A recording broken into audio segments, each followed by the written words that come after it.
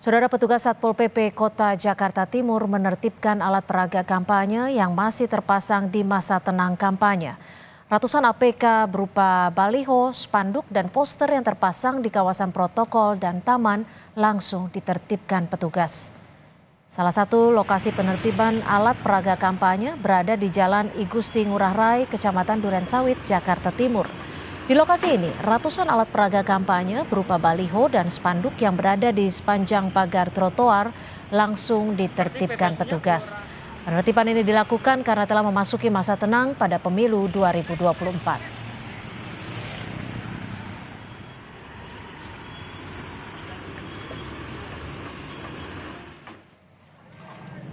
Upaya pembersihan alat peraga kampanye juga dilakukan petugas gabungan dengan menyisir sejumlah ruas jalan di Kecamatan Menteng, Jakarta Pusat.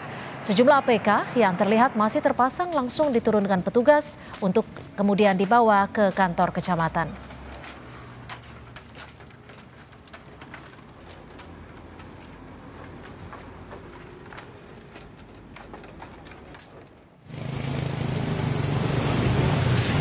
Bawaslu Kota Depok bersama petugas gabungan melakukan penurunan alat peraga kampanye secara serentak di 11 kecamatan Kota Depok.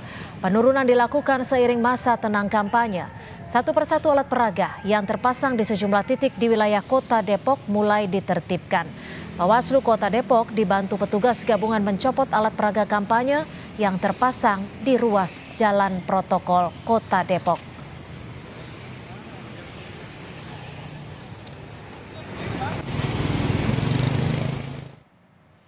Bawaslu Kabupaten Pandeglang melakukan penertiban alat peraga kampanye di sepanjang jalan protokol Pandeglang. Untuk memudahkan dan mempercepat dalam proses penertiban, sebuah mobil krain diterjunkan untuk menjangkau alat peraga kampanye yang terpasang di billboard.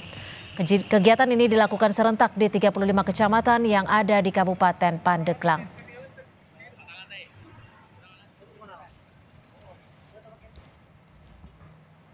Memasuki masa tenang, tim gabungan dari Badan Pengawas Pemilu dan Satpol PP Kabupaten Sragen melakukan penertiban alat peraga kampanye.